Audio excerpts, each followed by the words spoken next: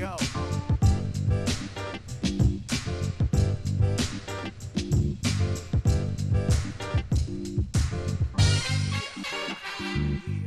Gotcha. Gotcha is the word of the day. Welcome to Monday, June 7th, 2021. Gotcha. When I was a kid, Coca, Gotcha was one of my favorite movies with Anthony Edwards and Linda Fiorentino.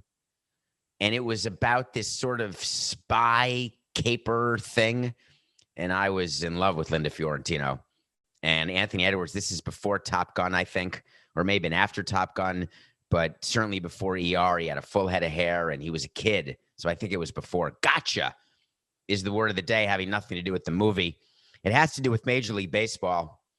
And it is a new day in Major League Baseball. Today, Monday, for the first time ever, foreign substances will no longer be allowed to be used by pitchers. Now, we've covered this topic. You may be bored with it, but not when you hear this. The owners got together last week. They came out of it saying that they were going to enforce new rules. They were going to figure out a way because the owners had enough.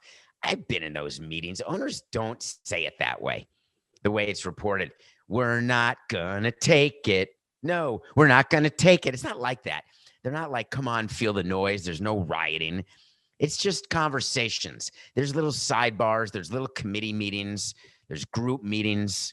It's really all done within the commissioner's office, and then he gets a few owners to help him. Then they inform the other owners because it's not a vote. There's no vote.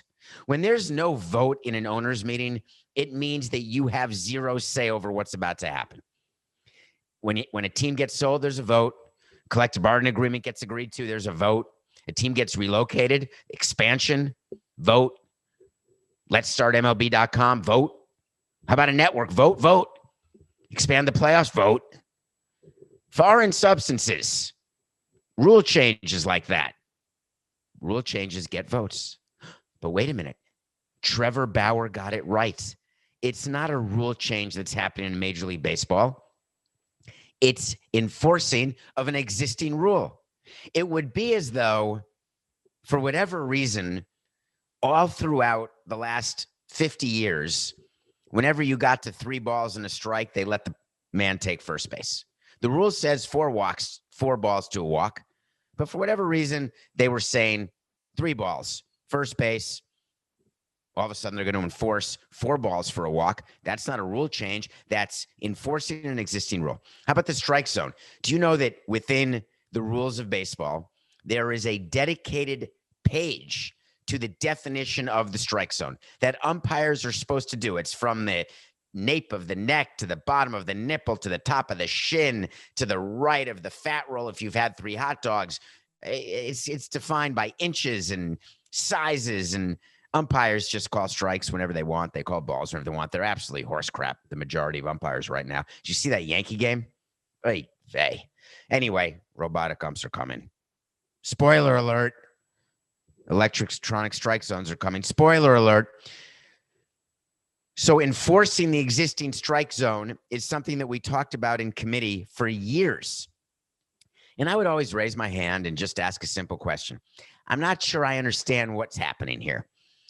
Are we purposefully telling umpires not to enforce the strike zone as written in the rule book because we're looking for more offense or more defense, or we're trying to help a certain team or hurt a certain team?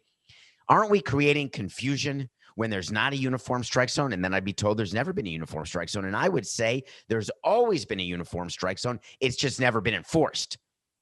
Well, you've got Eric Gregg, and then you've got Jim Wolf. I'm talking about big umpires. You had there was a very big umpire who, oh, God, dang it. Very, very tall. He was an umpire during our World Series. Not Hirschbeck and not, all right, forget it, Coca. Get rid of that. 49, 79, 69. So, to me, when rules are going to be enforced, it is not worth an article. It's not worth a comment. So the rule on foreign substances has always been around, and that rule simply states that the ball cannot be doctored. I mean, it says it in legal language, but it doesn't matter. The ball cannot be doctored by the pitcher, period. Okay. So MLB has the owners meeting, and then they make an announcement. And the announcement this weekend is one of the best announcements. I never saw anything like this in my 18 years, but times they are a-changing. Here is what you can expect at a baseball game near you starting. My guess is in a couple weeks, maybe it's 10 days. Maybe they'll start it on July 1st. Maybe they'll start after the All-Star game. Maybe they won't tell you when they're going to start it, because wouldn't it be weird to actually call out a day and do it in a release? Major League Baseball, along with the Players Union, has decided that starting on July 1st at the 7 p.m. game, rule number 5.01 Gimel will now be enforced. It's so bizarre. It makes you look like an idiot, right? So it won't be like that, because even baseball has better PR than that. What they'll do is all of a sudden you're going to see an umpire do something that we've just now read about they're going to do. And what they're saying is pitchers are now going to be actively randomly checked by umpires without being asked to be checked by the opposing team. Now, it's an unwritten rule that umpires are not going to check the height of the mound. Umpires are not going to check pine tar in a bat. Umpires are not going to check cork in a bat. Umpires are not going to check Vaseline, sunscreen, rosin, and pine tar that is showing or not showing in a pitcher's uniform, in a pitcher's glove, down to pitcher's pants.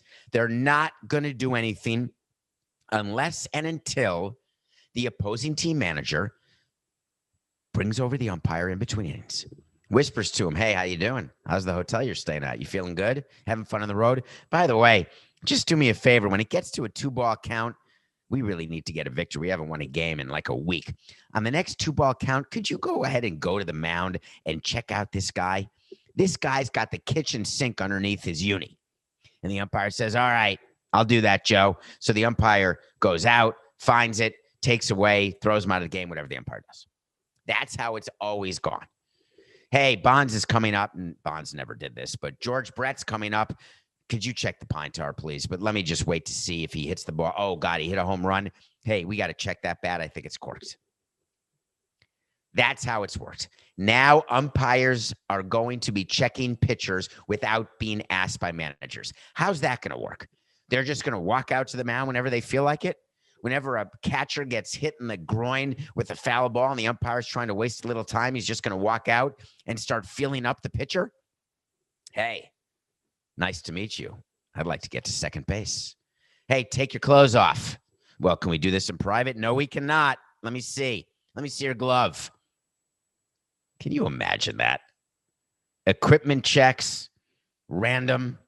They're saying that they're going to pull out pitchers as they're leaving the game. They could check them when they're walking off the mound.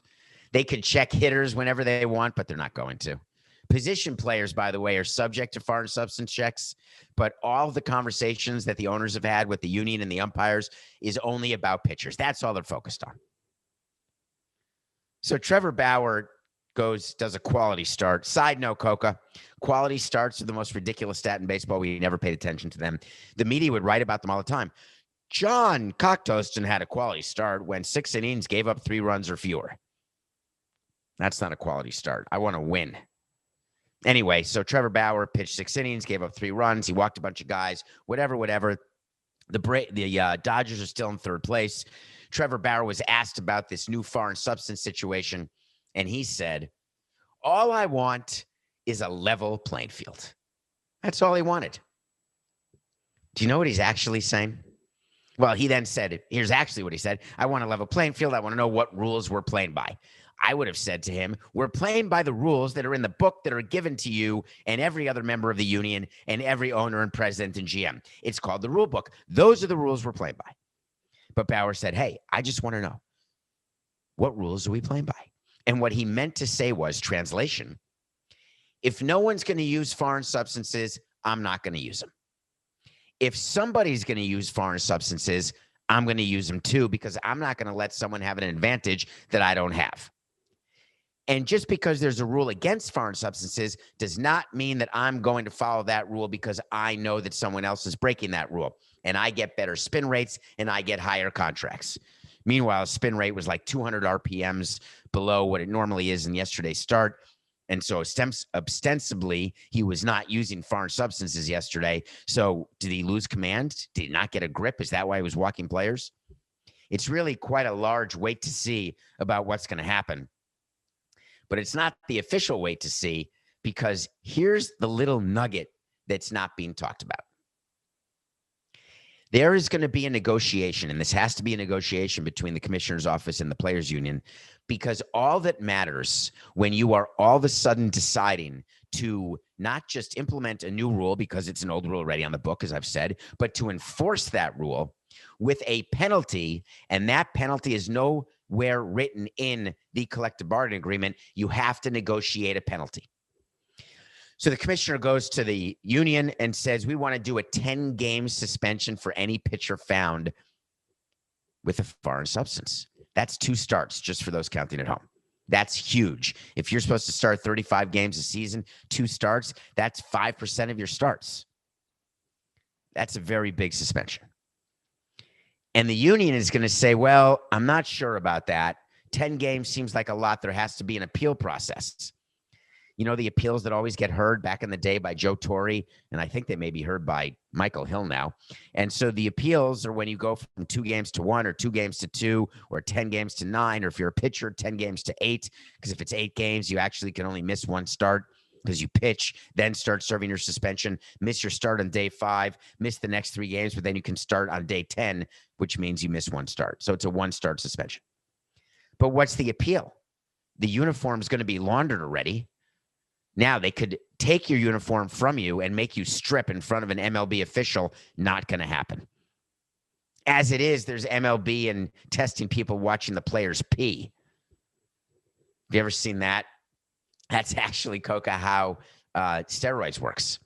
When you get tested for steroids, the players have no idea whether or not they're going to get tested. When they're coming off the field after a game, or they're coming off the field after BP, there's a guy there with a clipboard, and the guy says, you, and you come with me. So they have to walk into the bathroom as is. They can't go to the locker. They can't go to their phone. They can't do anything. They can't exchange pee. They can't do any of the stuff like what Lawrence Taylor used to do. You've got to go into the bathroom, but you go to the stall, stall doors open, or you're at the urinal, and they watch them go. So is that, and if you can't, by the way, what's funny is that if you can't go, which some players say, listen, I just don't have to go, which is not really normal after a game. Pretty much every player has to go after a game because you're drinking a lot and eating a lot of sunflower seeds and stuff. So you generally have to go. So if you don't have to go, you can't just like go home or say, hey, I'll get you later. The guy has to stay with you until you have to go. So you see like a little puppy dog following around a player, like in the shower. Hey, are you peeing in the shower? No, I'm not. All right, good. Get out of the shower. They walk to the food room. They get food. It's a whole thing. It's really quite funny. So is that what they're going to do with the foreign substances? You'll have a guy following the player, the pitcher, as he takes his clothes off, and he looks at his glove, looks at his hat. Do you confiscate the glove and the hat, but not the pants and not the socks? What about the undies, the skivvies? It's really quite uncomfortable. But I guess they're doing it. So it means Trevor Power is going to be happy. The owners have had enough. They believe that you're not watching baseball because of foreign substances. They believe that's the reason. It can't be that baseball is boring. It can't be that you've never heard of any of the players and none of the players are active on social media and they don't really care about increasing their profile. It can't be that. It's got to be the fact that there's only home run, strikeouts, and walks. That's got to be the reason. So therefore, we're going to address that because we think you want to see teams hit 280, not 230. So therefore, in order to do it, we're going to start enforcing the foreign substance rule because we think that's the cause. All right. It's going to take a year to figure out if that's true, then another year to figure out if ratings are increasing or if people are engaged or if attendance is up. So we're like in the first inning of this. But this is the cause du jour. The cause of the day. The word of the day is gotcha. The cause of the day is foreign substances. So I have got to wait to see for you, and it's going to be, this is a slam dunk. There is going to be a pitcher who gets caught. A pitcher will be suspended for a foreign substance abuse Can you say foreign substance abuse? That makes it sound like they're doing crack that's made in Colombia instead of in Ohio, right? That's probably not what I mean. It's not abuse. It's just foreign substance use, I think is the word I was looking for. There will be a pitcher, wait to see, who gets suspended 10 games for foreign substance use. MLB loves making examples of players. They're going to choose a player. I don't think it's going to be a Trevor Bauer. I'm talking like a middle of the rotation guy, maybe a bullpen arm, maybe a middle of the bullpen arm, not even a closer. It's not going to be a significant pitcher on a team that is significantly in the playoff race, but it will be. That's a bonus part of the wait to see. But credit on this wait to see where I always revisit it. Or any wait to see gets revisited since the start of the show. And I'll let you know if I'm right or wrong. A pitcher will be suspended for foreign substance use. Wait to see. All right, Coca, we have to get a little emotional right now. You know what I want?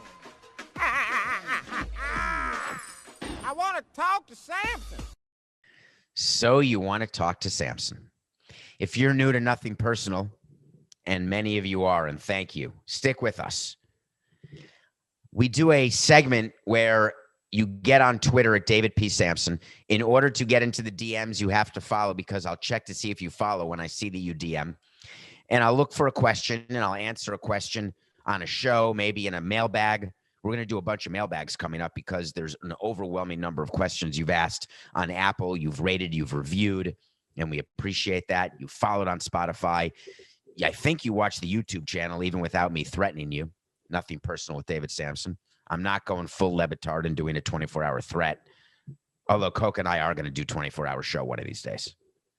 Did you watch the 24-hour show, Coca? Any part of it? That was fun. Those guys can do it. They can do it without me. But So You Want to Talk to Samson comes from a movie. The movie, as some of you know, is called Half Baked. If you haven't seen Half Baked, I strongly suggest it. And I've told you before, I'm going to tell you again. The best way to watch Half Baked is to be 7/8 baked. Some people watch Half Baked, Some people watch Half Baked, not baked at all. In that movie, there's a character named Samson.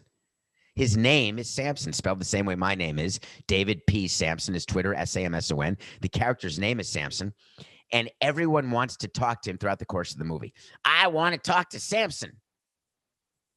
Well, yesterday, the actor who plays Samson passed away. He was 81 years old.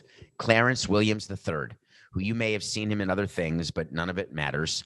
He will go down in infamy as playing Samson in Half Baked. So this show on June 7th, 2021, episode number 385, not counting the sit-downs and bonuses and everything else. Episode 385 is devoted to you, Clarence. We will always have a kindred spirit. And I spent last night before the end of the Yankee Red Sox game, which I watched because we needed a win in the Nothing Personal pick of the day, by the way, but which we got. But I watched Half Baked, which I had seen so many times, and I gave you 8/8. This one's for you, Clarence. So the question on So You Want to Talk to Samson today is, John Rahm is clubhouse leader after 3 rounds of PGA Memorial, and it got removed from a tournament after testing positive for COVID. He may not be vaccinated. What are your thoughts on what happened? So John Rahm is a player. He is ranked very highly in the world. There was a PGA tournament going on, and the way PGA tournaments work in golf, very often you get there on a Monday, believe it or not. You spend the week, you do a little practice, and then it starts on Thursday. PGA, once COVID started, they had COVID protocols put in place, and the COVID protocols called for contact tracing, testing, and the rule is very simple. If you test positive for COVID-19, you cannot play.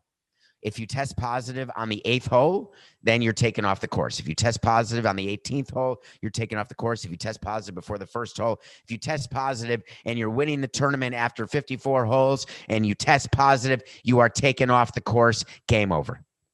John Rahm was winning the tournament. Earlier in the week, he had gotten near apparently someone who tested positive. He went into the contact tracing protocol. He tested every day as part of the rules. He tested negative and then negative and then negative and then negative and then negative and then negative. And then on Saturday, after 3 rounds of the tournament, he tested positive and he was not allowed to play the final round. He was informed by the PGA Tour medical director. He cried, which I would have cried. I don't quite understand golf's rules. Is there one sport out there where social distancing can be the rule of the day? Maybe you let a player test positive for COVID who's asymptomatic, might I add, where you don't know for sure whether or not it's a false positive, which we know exists. We don't know whether or not Jon Rahm was vaccinated, by the way. I believe that if he had been vaccinated, then he would have been allowed to play. I can't guarantee that. That is my way of saying get vaccinated, for crying out loud, Meatloaf. So Jon Rahm is pulled, and I want to know why. How about saying you tested positive for COVID-19? Here's the plan, Stan. You're teeing off at 6 a.m. on first light. You're teeing off alone. You got no caddy. You are carrying your own bag. It's your choice if you want to play. You're carrying your bag. We'll have some officials on the course, but you're doing your own flag. There will be no one near you. We are then going to clean every flag because we're going to also make you wear gloves when you lift up the flag, and then we'll clean it before the regular tournament starts.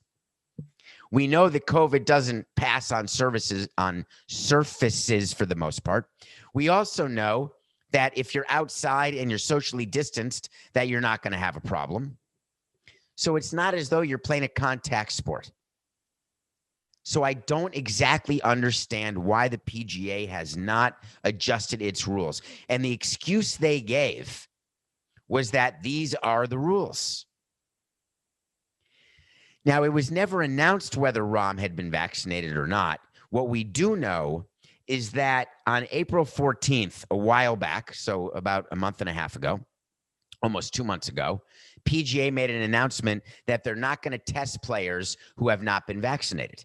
So that may tell you that he wasn't vaccinated because he got tested. But there's another rule that says that if you are in contact with someone, even if they test positive, you're in contact, even if you're vaccinated, you're going to be a part of contact tracing, and that may trump the fact that you've been vaccinated.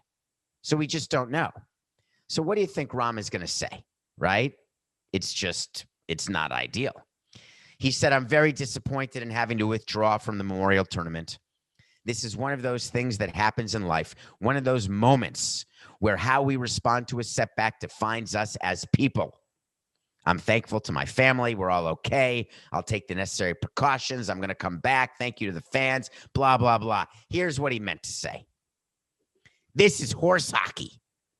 I lost an opportunity to win above 7 figures. I'm crushing the field, and we couldn't find a way. The PGA was going to have nothing from it. The PGA acknowledged it's an incredibly unfortunate situation. They had to do a statement, of course. Then they had to point out that they've had 50 events since the PGA returned post-COVID, and with only 4 positive tests, including Rahm.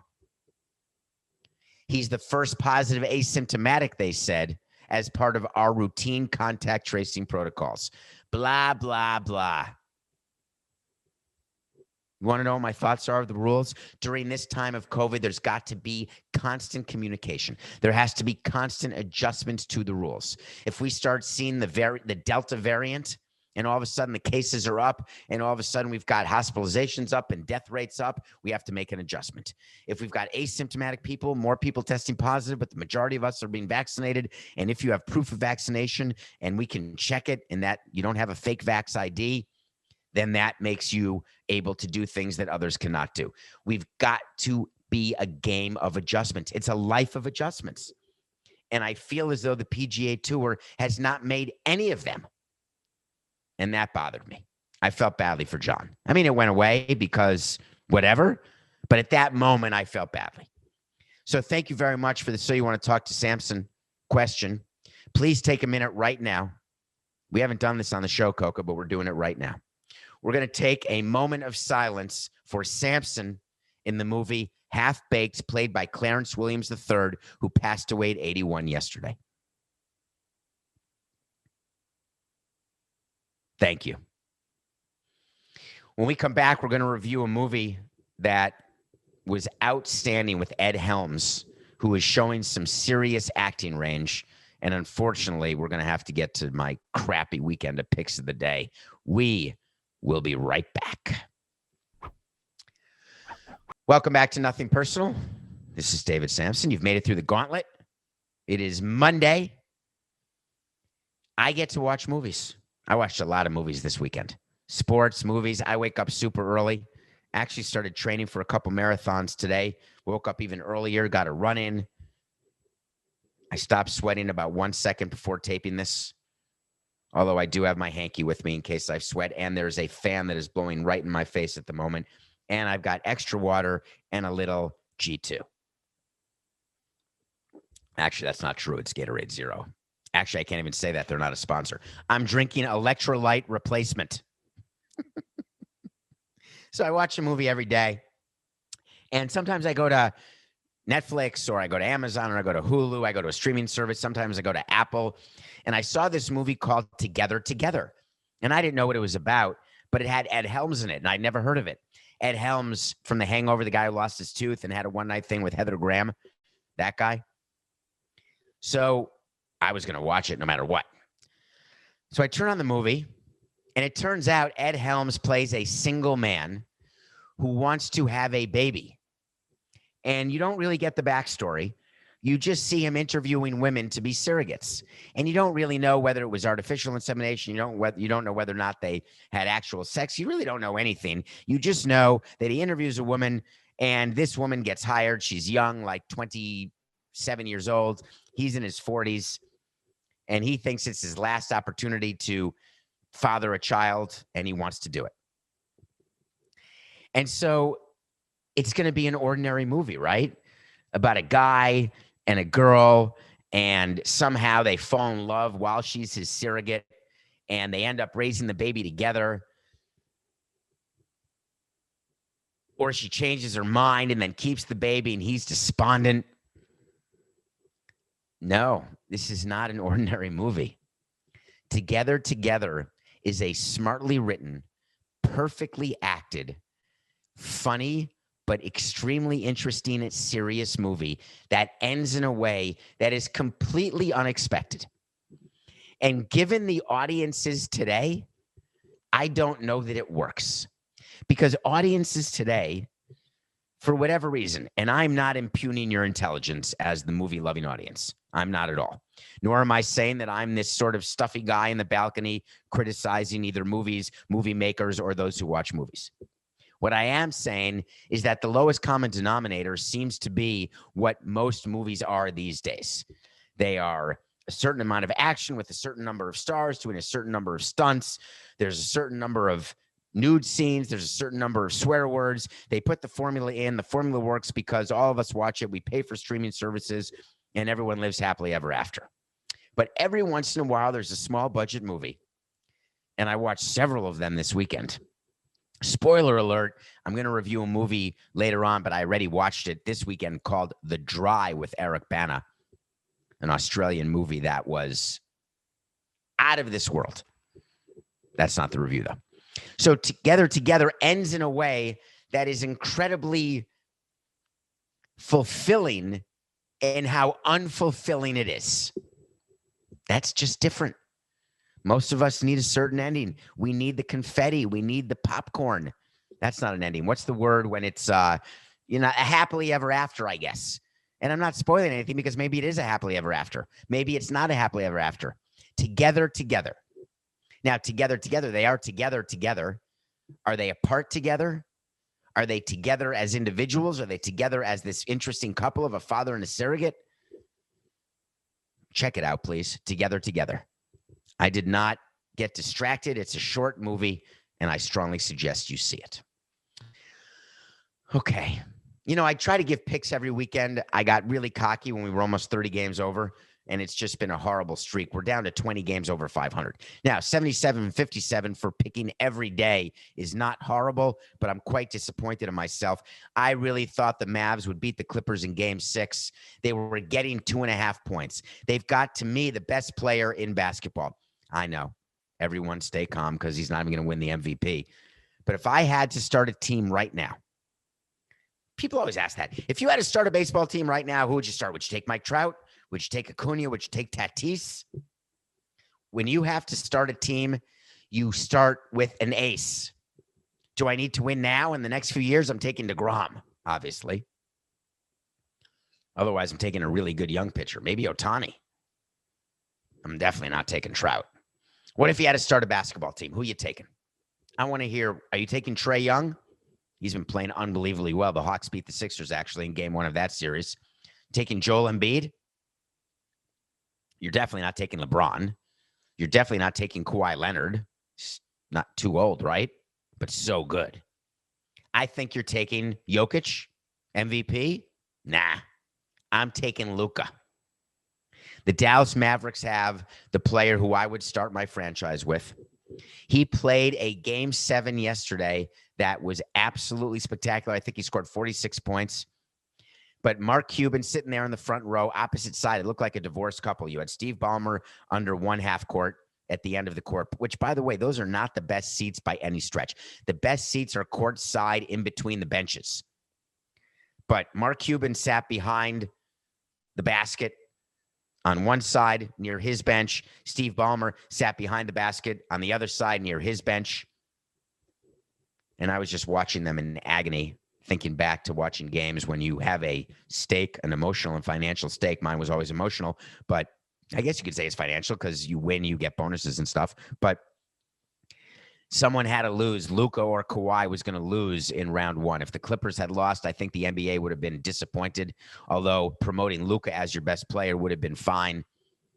But Luka can't do it alone. You know, he's got Tim Hardaway Jr., he's got Porzingis, who you can't win with, in my opinion. They've got some pieces, but the Clippers were the better team. That was the first home win in a 7-game series in a Game 7. The first 6 games were won by the road team. Anyway, on Friday, we had the Mavs closing it out, and they didn't. We lost. Saturday, to me, was a slam dunk. Clayton Kershaw off a bad start. Dodgers over the Braves. No, the Dodgers, the third-place Dodgers, behind the Giants and the Padres.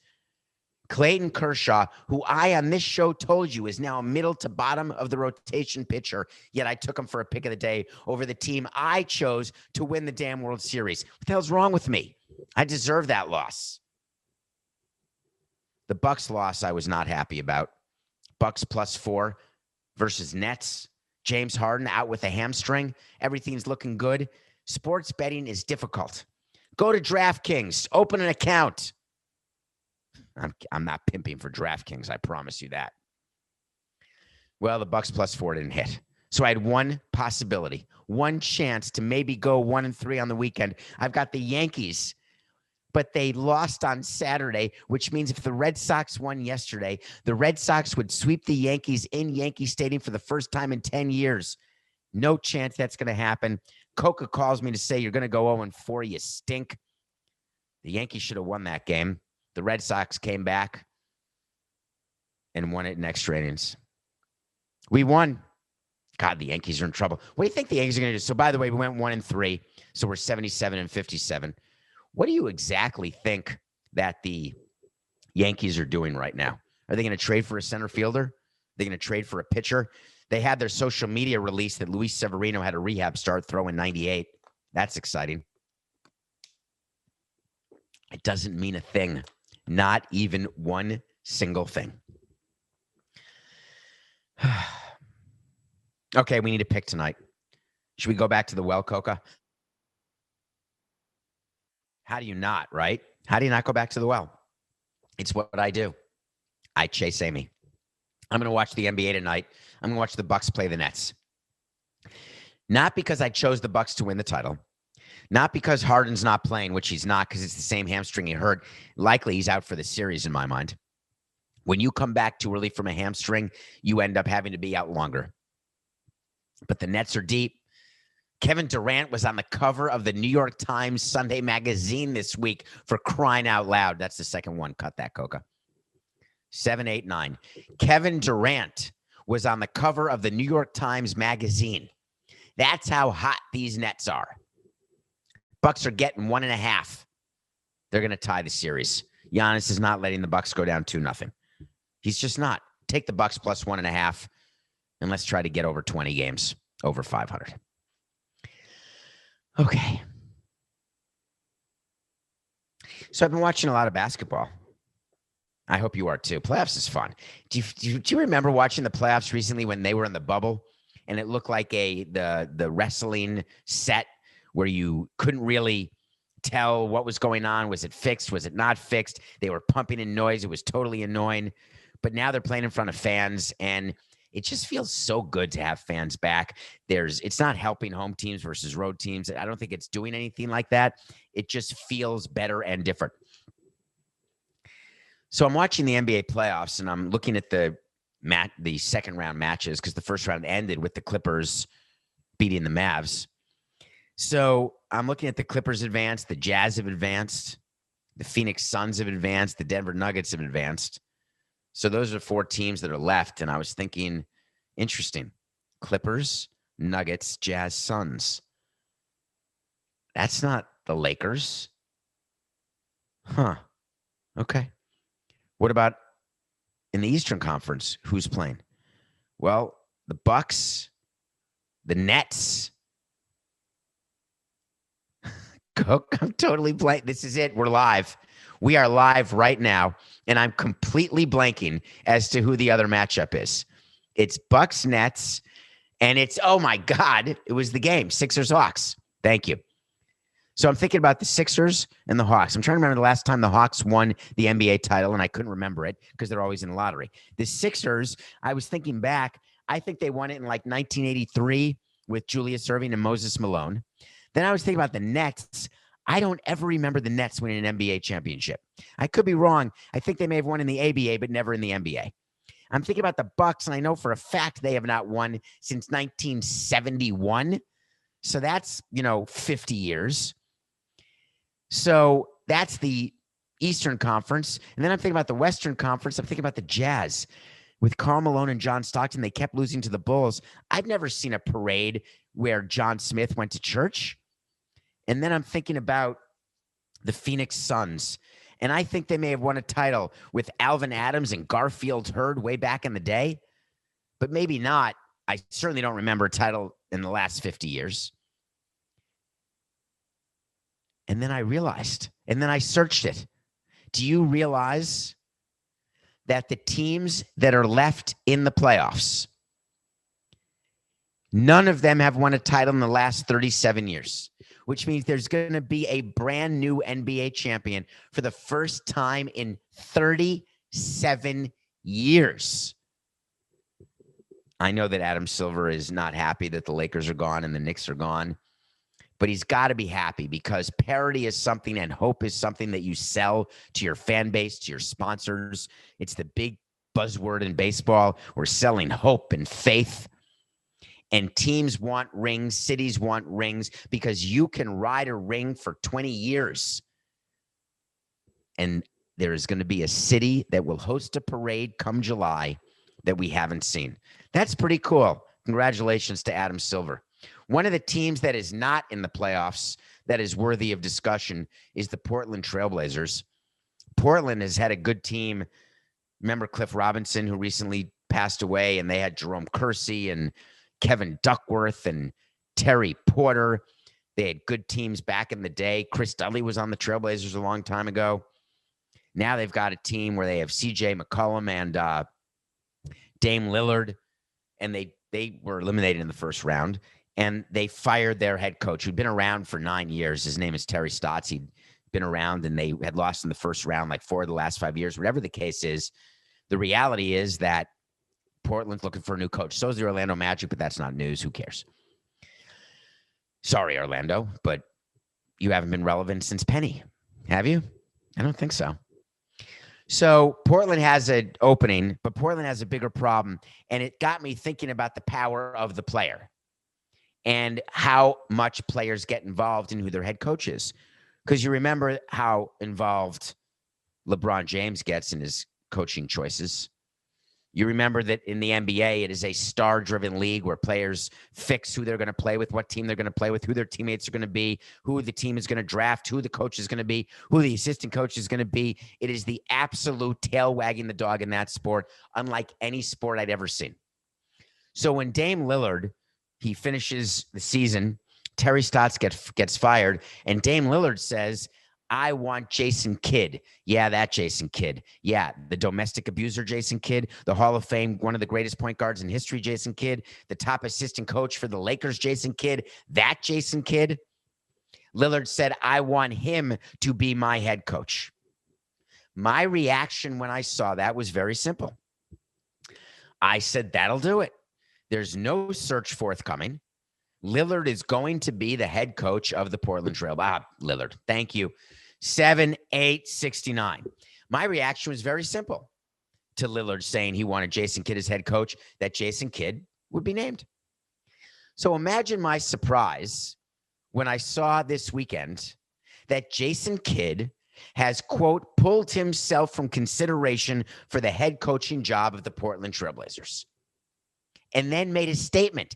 It's not like the guy got interviewed yet.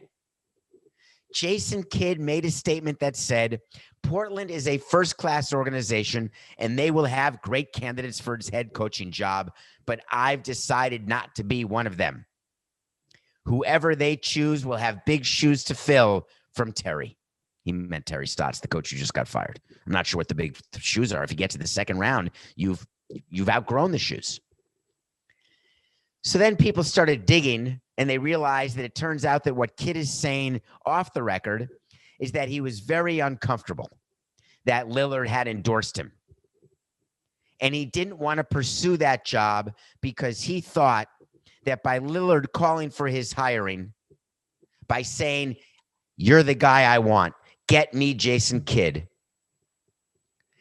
that the process of hiring that Portland goes through, the joke of a process that all teams go through when hiring managers, they pretend to go through a process. Oh, we're going to interview 5 guys. We're going to have 2 white guys, 3 people of color, and then we're going to choose exactly who our star player wants. It's a farce. It's a sham. It's a joke. But now Jason Kidd all of a sudden says, I don't want to hurt their process.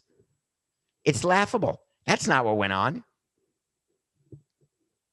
The only possible reason that Jason Kidd would pull out from being considered to be a head coach, I just thought of a second.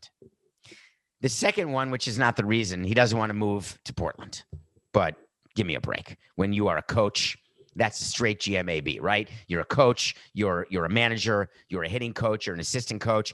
Part of your job is you're going to have to move to different cities, and there's only 32 jobs as head coach in the NBA. When you can be a head coach, what do you want to be, the second banana to Vogel? Is it Vogel? I'm going to get the name wrong, Coco. What's the name of the coach of the Los Angeles Lakers?